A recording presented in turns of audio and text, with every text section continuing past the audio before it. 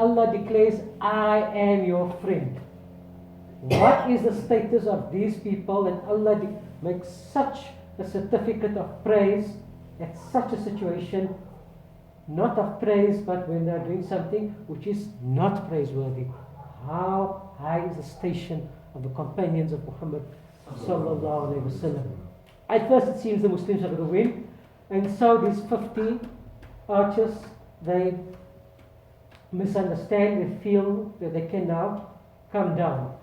This gives the chance for the Quraysh, led by Khalid bin Walid, who is still not a Muslim at the time, obviously, part of the Quraysh army, attacks the Muslims. Many of the Muslims become shaheed. The battle is lost.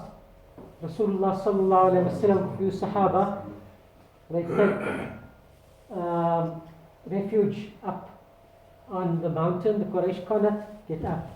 But they try and they try, like wild dogs, they come in trying to get the blood of Rasulullah sallallahu alayhi wa sallam. Rasulullah sallallahu alayhi wa sallam is severely injured. We know his teeth, front teeth got smashed at the battle of Uhud. Rasulullah sallallahu alayhi wa sallam was so severely wounded. The time for Dhuhr Salah came. Rasulullah sallallahu alayhi wa sallam was not able to stand and perform his salah. Never mind not able to stand and perform his salah, Rasulullah sallallahu alayhi wa sallam to get up and sit on a rock. He couldn't even manage that. And Talha radiallahu anhu carried Rasulullah sallallahu alayhi wa sallam to put him onto this rock. The status of Talha radiallahu anhu is enough for you to know that Rasulullah sallallahu alayhi wa sallam has said, Talha and Zubair are my neighbors in Jannah. Never mind all the other incidences that can be mentioned on the great virtues of this great Sahabi of Rasulullah sallallahu alayhi wa sallam, Talha bin Ubaidillah. Rasulullah sallallahu alayhi wa sallam performs his Dhuhr Salah sitting on this rock, surrounded by the Sahaba defending him, while the Quraysh are trying to kill Rasulullah sallallahu alayhi wa sallam. Even a rock has respect for Rasulullah sallallahu alayhi wa sallam. The miracle of Rasulullah sallallahu alayhi wa sallam, as Rasulullah sallallahu alayhi wa sallam sat on the rock changed its form. Like if you sit on a cushion, the cushion doesn't stay flat, it makes a form as you are. The rock made its form to give Rasulullah sallallahu alayhi wa sallam more comfort, and this people would see for the next 13 centuries this rock which submitted itself to Rasulullah sallallahu alayhi wa sallam until the Saud family, everything is bida kufr shirk, they covered it in concrete so that it can never be seen again by the ummah of Muhammad sallallahu alayhi wa sallam. But their things, the palaces of their grandfathers, that is national monuments. But anything related to Rasulullah sallallahu alayhi wa sallam, this family has to destroy. Anything to do with Rasulullah sallallahu alayhi wa sallam, that is a bidah. But their family is not a bidah.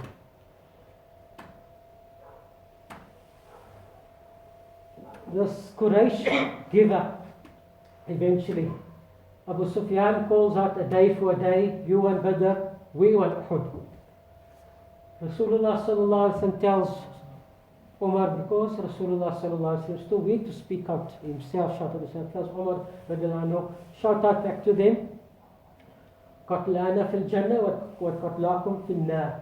That our dead are in Jannah and your dead are burning in Jahannam. So don't say it's an equal day. We might have lost, our men got killed, your men got killed, true, but our dead are in Jannah, your dead are in Jahannam. And Abu Sufyan says that glory to Hubal, Hubal gave us this great victory over you. And Rasulullah sallallahu alaihi wasallam tells Umar radiallahu anhu to reply, Allahu maulana wa la maula lakum. That Allah is our protector, you have no protector.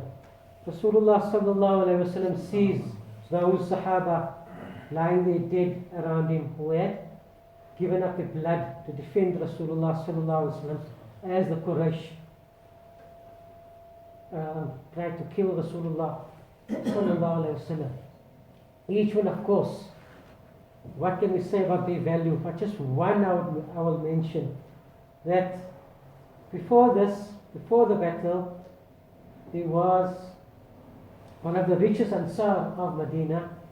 He had a plantation of 500 date trees, and a date tree in itself was but very expensive. Right? So that was a great form of wealth. He was an orphan boy in Medina. Orphan as in he didn't have his father anymore, he just had his mother. And one day he came with this idea to impress his mother. He wanted to build a garden wall. So he's building the garden wall, but he comes to the tree of the neighbor that's in the way. And so he goes to the neighbor and he says, your tree is in the way, can I have the tree for my mother? And the neighbor says, no, what? You can't just go on my tree like this.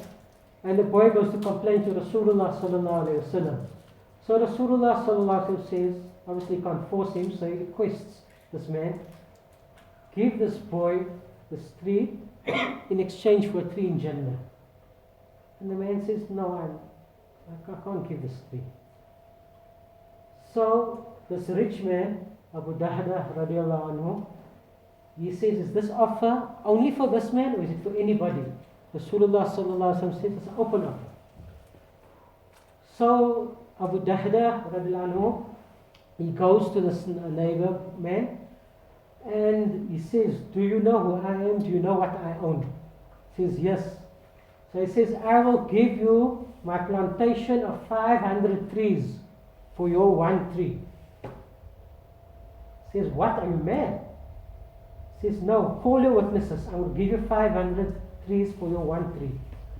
They call the witnesses and they make the agreement. And Abu Dahda's house also is in the middle of that garden of the 500 trees. He goes home and he stands by the entrance of the garden. He doesn't even step foot because it's not his anymore. He goes in and he calls his wife, come out and bring the children out. This is not ours anymore. I've sold this for Jannah. His wife doesn't fight to argue. She immediately takes the children and they come out. And as they come out, she wipes, checks the clothes, and she finds some dates, and she takes out the dates and she throws it back inside the garden. She says, this doesn't belong to us now anymore. This belongs to the new owners. What kind of a woman is that?